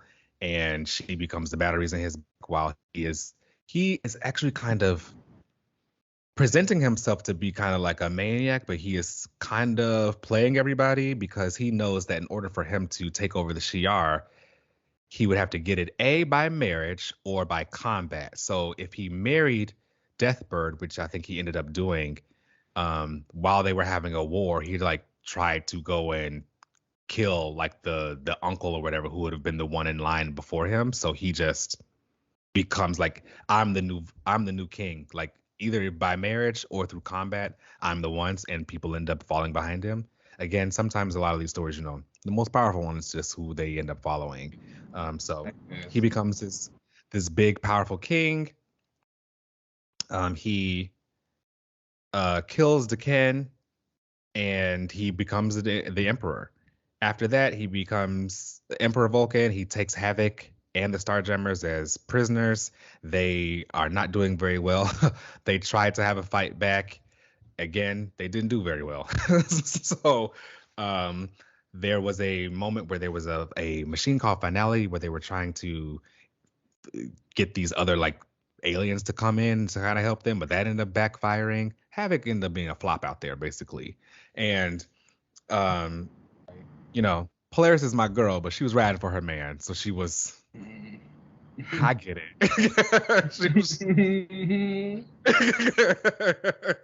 She was right there with her man. And after that, Vulcan is pretty much trying to expand the Shi'ar Empire, so he is going after the Kree Empire, which at that moment was being ran by Black Bolt. This is where we get the War of Kings story arc, where Vulcan and Black Bolt have this big fight because the Shi'ar are going after the Kree.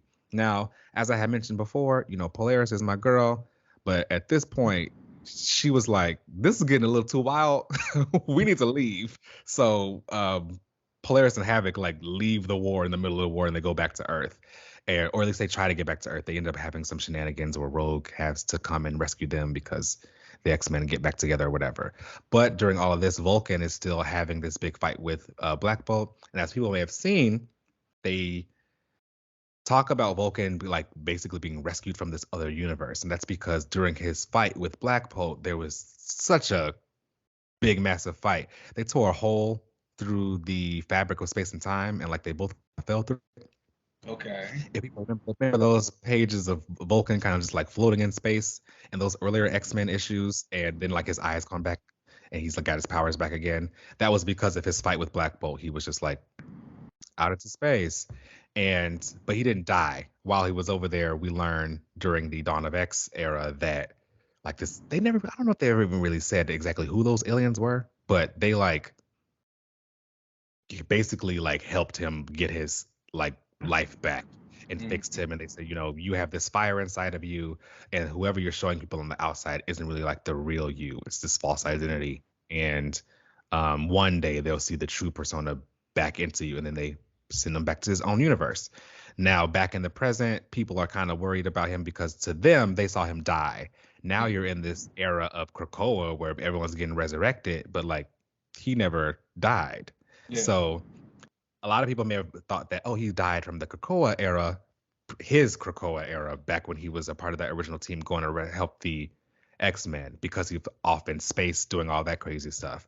So on Krakoa, they think, he died back in the day. We revived him, but really to him, he's like, no, I didn't die. This kind of really taps into the story that I really like for Vulcan, which is he doesn't want to feel forgotten.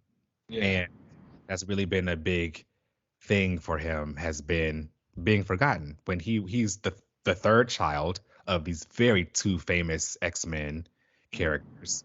His oldest brother is like the X-Men. Yeah. And that itself casts a huge shadow on you, even though he has actually ran an empire and was an actual king for a while. And if we're gonna be all the way honest, he's the most powerful Summers brother. So like, okay, let's call that what it is. We'll give it to him. You gotta give him some things, and that one might be his. But at the same time, he isn't very in control of his like emotions and his mental state. But I'm hoping we see more of what happens with him in X-Men and how he goes forward. Now, my relaunch for him actually would be, he's had this really like tumultuous past with the X-Men and everything, and people kind of think he's mentally unstable. He's trying to like show people that he keeps muttering under his breath in X-Men Red, like, is this the time? Is this the time? Because again, those aliens from that other universe said that there's going to be a time where you can reveal who you truly are, and he isn't sure like when that's going to happen. I am sure that hammer is going to drop eventually, but I think so far in X-Men Red, it's been an interesting case of him no longer wanting to be forgotten and him like wanting to kind of cement himself somewhere. So my relaunch for him would actually be to give him his own, I don't want to necessarily say like a plot of land, but like a space on Araco. That sounds bad. But I would like to see Vulcan be given a chance to be an emperor, but under the like being monitored by the X-Men, and give him a chance to see something, and maybe let the people of Araco are people who prefer warriors and people who prefer like the Vulcan types. It would be interesting if there were like a sect of people who did rally behind him, because I would love for him to actually become the new Callisto to Storm.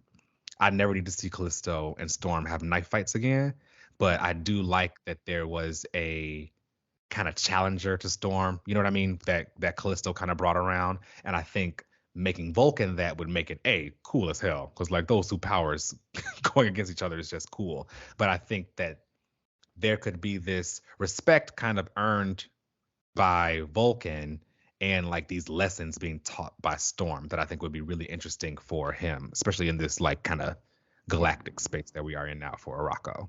So in this space, do you see not Storm, do you see Vulcan getting his mental state under control, and like kind of people looking at him like, when is he going to snap again, or is he always going to just kind of be I'm giving maniacal and we're just watching him? I would like to see him get it under control, but in his own way. Yeah. We kind of saw in X-Men Red #2 that Xavier just wanted to like mentally fix him and was like, "Oh, be calm. Like it's going to be fine. I can just go in and psychically fix all the damage." And he's like, "No, you can't do that." I love Xavier. I'm sorry. I just think he is such. He's really gonna do whatever he wants to do. Just not care. So and Xavier, like, I do wonder if that means, did everyone die in that instance when he blew everything up on Summer's house, or was that? They say he destroyed the Summer house, didn't he? Yeah. I said I skimmed the data page. I think he destroyed it, but I don't know if everyone died, like Xavier and Scott. I don't think they died. Now that I think about it, because I'm thinking about how I kind of just like glazed over that data page, but the data pages don't hit for me the way they used to. I remember I was like really into them in the beginning, and I like was always insist like, oh, I gotta read everyone and I gotta see it. And now I think like when they're on there, I'm just kind of like, oh, what's the data page? I'll read it again later, or like when I go back and read it. A lot of them have been huge like info dumps. Yeah. but not in a way that it feels like a quote unquote data page. Mm-hmm. Recently they've just been like long letters to people. Yeah. You know what I mean? And then the letters have like some info within them, but previously it felt like those data pages would like, map things out for you to kind of really get you enticed for what's to come. You got the sinister secrets and all the other like little tidbits that it's like, hey, you can kind of figure out this data page and get more information. But now it's like, somebody just wrote a letter to another one. Maybe I got to start paying attention again. Apparently, that's how Petra came back. I see. Yeah. Gotta read. But yeah, I think that he should get his mental state under control for himself and not like forced upon him, whatever that is. Yeah. Whether that is him, I don't know.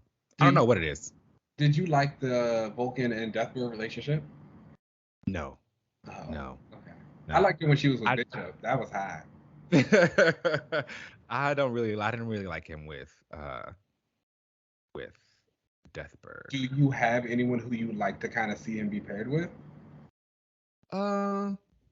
Not really, actually. I never really think about, I don't really ship too many of my favorite kind of characters, really, unless there's something that I can kind of see working for their stories. But like, I don't really know Not you propping the other people up. I don't really know who else who I could really see him with, really.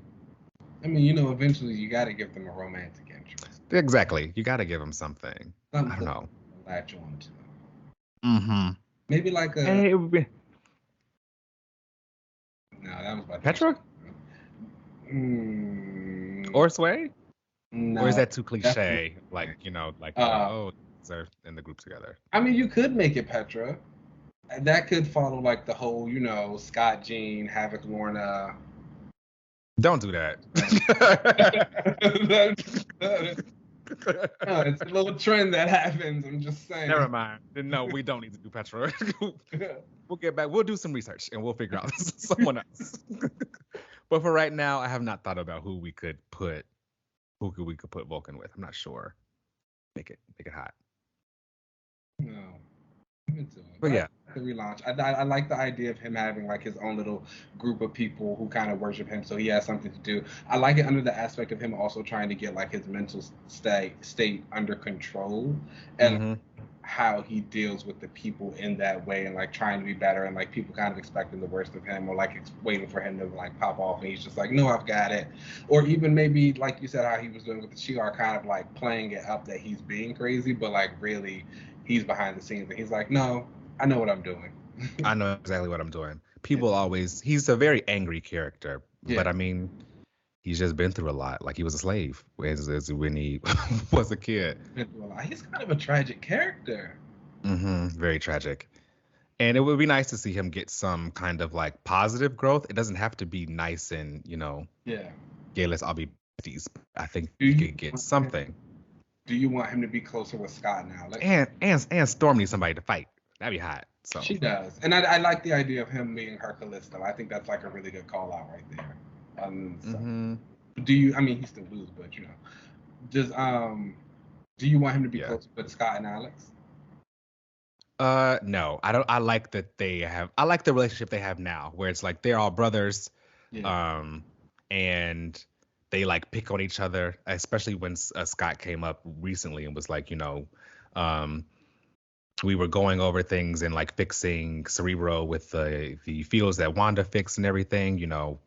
We brought back Thunderbird while you were drunk.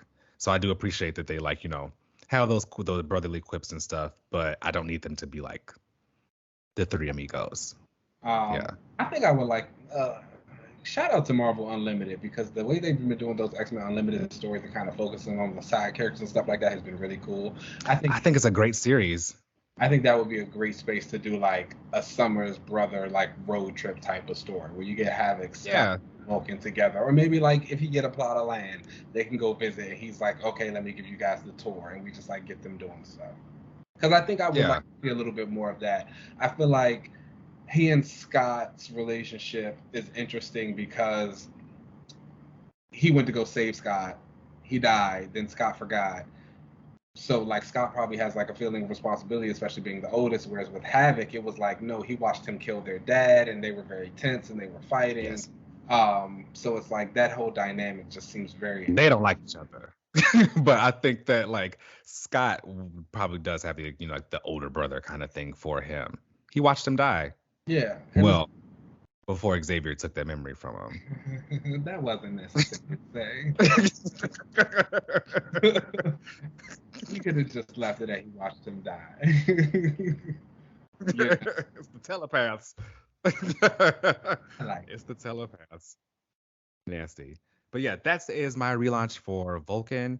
Let me know what you guys think of him, especially within what's going on with him now, how you like his powers, and the character overall. All right, that brings us to the end of the show. Oh, make sure you guys catch us next week where we'll be doing a rewatch of the new Catwoman animated movie, which I guess is actually Young Justice adjacent. Like it's like... Is it? Not canon? Yeah, that's what the writers and stuff have said, that it's like... I think some of the Young Justice characters may appear in the movie. So it's like Young Justice adjacent. Okay. And we were watching Catwoman Hunted. Yes, it is on HBO Max. So if you have that, Be sure to check like the socials and all those things when we watch this. We'll be tweeting along as usual. But it's Catwoman. It's Selena. I haven't heard anything about it, so I'm going in. I actually, fun fact, I met the voice actress once at a film festival here. She was really nice. That's really exciting. Okay, good. She was really nice. Yeah. I think it was the I'm blanking on her name. Apologies. Do you remember the Thank You Next video? Yeah. The one who played homegirl from Lindsay Lohan. She played Lindsay Lohan? She played in the Thank You Next video. Yes, from the Mean Girl stuff. Yeah. Oh, Elizabeth Giles. Yes, there we go. She's going to be the voice of Catwoman. Ooh, I like her a lot. Yeah. I'm really excited. Oh, yeah. I didn't know that. Okay, yeah. Let's do that. Yeah. So check us out next week when we'll be talking about Catwoman Hunted. And if you want to, please definitely also make sure you rate and subscribe us wherever you got your podcast. We really appreciate all of the feedback. Thank you so much for all the positive feedback about the new format and keeping us up to date on everything going on in the comic book world. Really appreciate that. So you can find us on Twitter and Instagram at Another Relaunch. You can find us on YouTube if you want to watch us at Another Relaunch TV. You can find me on most social media platforms at Uncanny LZ. Keenan, where can they find you? You guys know you can find me on Twitter and Instagram at Keenan Lance. As always, there's an underscore at the end. Boom. All right, let's get up out of here and we will catch y'all next week. Peace. Peace out.